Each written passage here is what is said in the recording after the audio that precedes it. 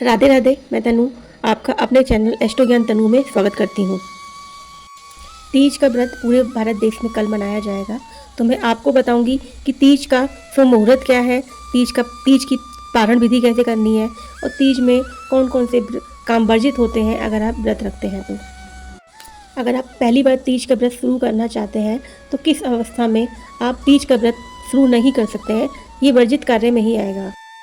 मैं आप सभी माताओं बहनों को तीज की बहुत बहुत शुभकामनाएं देना चाहूँगी कि जो भी माताएं बहनें अपना तीज का व्रत कर रही हैं उनका कोई भी बाधा के बिना उनका व्रत पूरा हो जाए।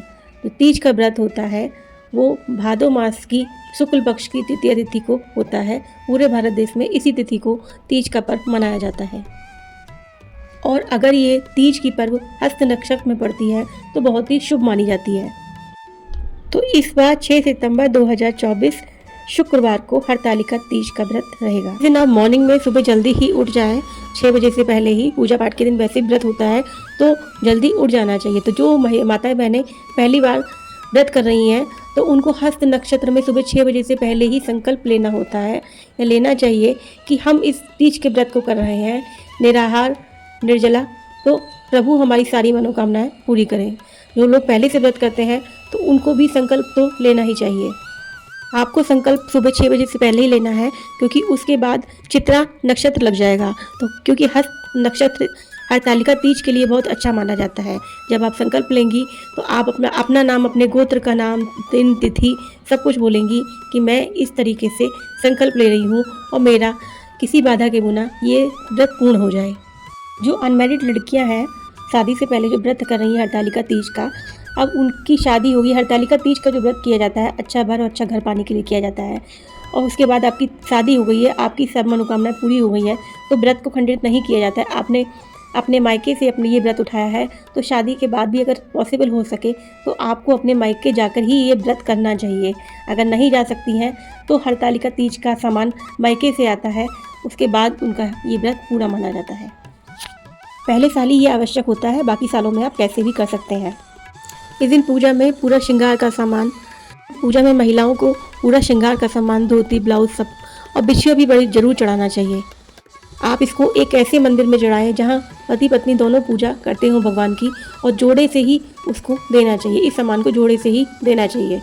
फिर जब कभी आप उद्यापन करोगे तो ये सारी चीज़ें आपको उद्यापन में भी देनी होंगी। तीज के व्रत के आगे या पीछे कोई व्रत नहीं होना चाहिए। जैसे आप गुरुवार का व्रत कर रही हैं तो आपको नहीं करना चाहिए। शनिवार का कोई व्रत है तो पारण के दिन भी आप कोई व्रत नहीं करेंगी। ये व्रत आप निराहार और निर्जला करेंगी।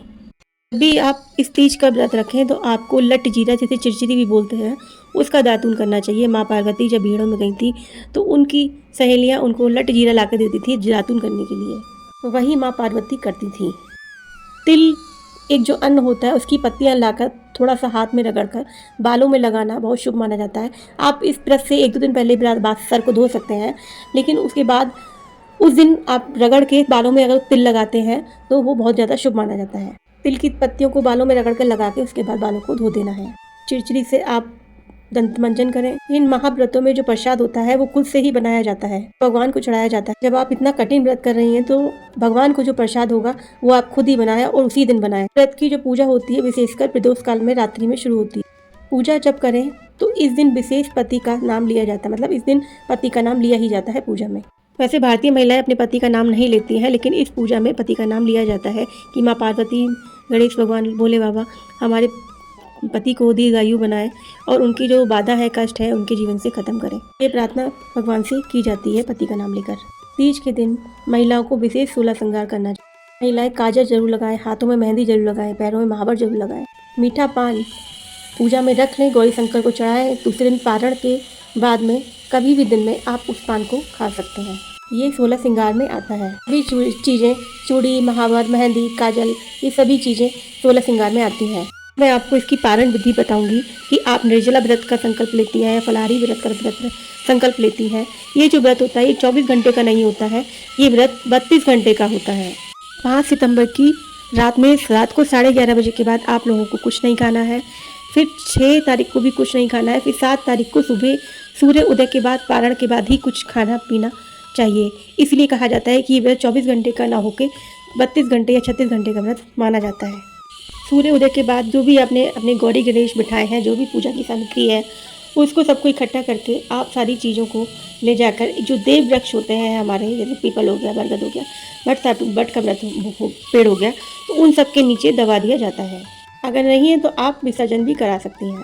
आपने जो लाल वस्त्र बिठाया है, उसी में सारी दान सामग्री जो कच्ची चीज़ें हैं उसमें बांध के आप मंदिर में किसी को भिजवा सकती हैं या किसी को दान कर सकती हैं।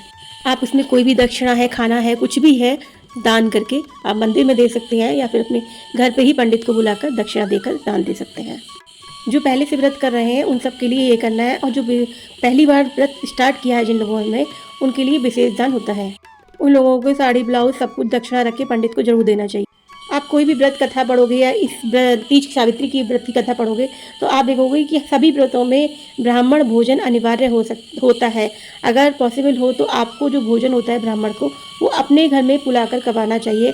अगर ये पॉसिबल नहीं है घर में बुलाना, तो आप उस भोजन को मंदिर में भी दान कर सकते हैं, लेकिन आपको इस दिन ब्राह्मण को भोजन जरूर कराना चाहिए।